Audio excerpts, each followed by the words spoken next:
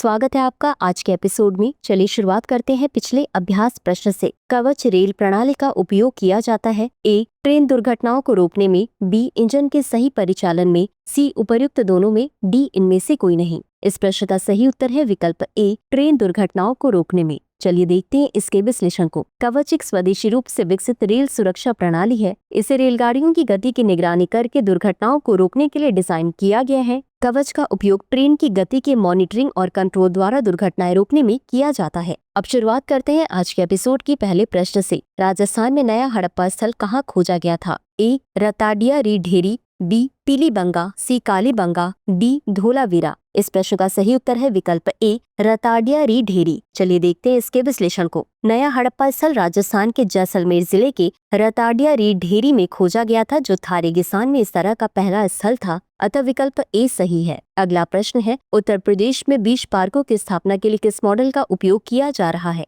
ए, केवल सरकारी वित्त पोषण मॉडल, बी, सार्वजनिक निजी भागीदारी मॉडल, सी, निजी क्षेत्र मॉडल, डी, सहकारी मॉडल। इस प्रश्न का सही उत्तर है विकल्प बी, सार्वजनिक निजी भागीदारी मॉडल। चलिए देखते हैं इसके विश्लेषण को। बीज पार्कों की स्थापना सार्वजनिक निजी भागीदारी मॉडल के तहत की जा रही है, जिसमें निजी निवेशकों को प्रोत्साहन दिया जा रहा है। बीज पार्क पश्चिमी उत्तर प्रदेश, तराई, मध्य उत्तर प्रदेश, बुंदेलखंड और पूर्वी उत्तर प्रदेश में स्थापित किए जाएंगे, जो कई कृषि जलवायु क्षेत्रों को कवर करेंगे। अतः विकल्प बी सही है। अगला प्रश्न है, उत्तराखंड में पहली बार किए गए वहन क्षमता सर्वेक्षण के संदर्भ में निम्नलिखित कथनों पर विचार करें। एक, यह केवल पर्यटन के चरम मौसम के दौरान ही आयोजित किया जाता है। 2, उत्तराखंड पर्यटन विकास बोर्ड पर्यटक पंजीकरण और संरक्षण योजनाओं के क्रियान्वयन में सहायता हेतु एक सर्वेक्षण कराएगा। उपर्युक्त में से कौन सा या कौन से कथन सही है? यह सही है। ए केवल 1, बी केवल 2, सी 1 और 2 दोनों, डी ना तो 1 और ना ही 2। इस प्रश्न का सही उत्तर है विकल्प बी केवल 2। चलिए देखते हैं इसके विश्लेषण को। यह सर्वेक्षण चरम और मंद दोनों मौसमों के दौरान किया जाएगा। अतः कथन 1 सही नहीं है। उत्तराखंड पर्यटन विकास बोर्ड इस सर्वेक्षण की देखरेख करेगा और इसके आधार पर राज्य पर्यटक पंजीकरण प्रणाली लागू कर सकता है।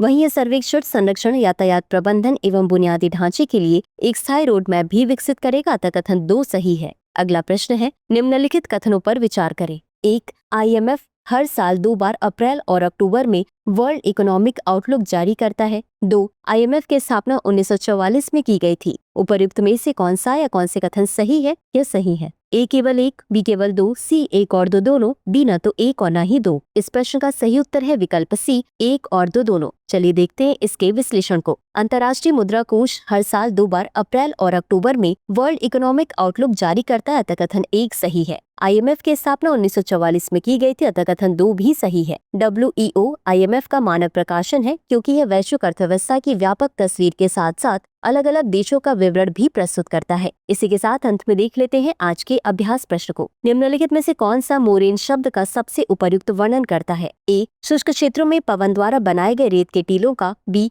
पीछे हटते हुए हिमनदों द्वारा छोड़ी गई तलछट जमा को। सी, विस्फोटक ज्वालामुखी विस्फोटों के दौरान बनी ज्वालामुखी चट्टानों को। डी, तटीय क्षेत्रों में जमा प्रवाल या कोरल के टुकड़ों को। इस प्रश्न का उत्तर कमेंट बॉक्स में जरूर दें। आज के लिए बस इतना ही। धन्यवाद।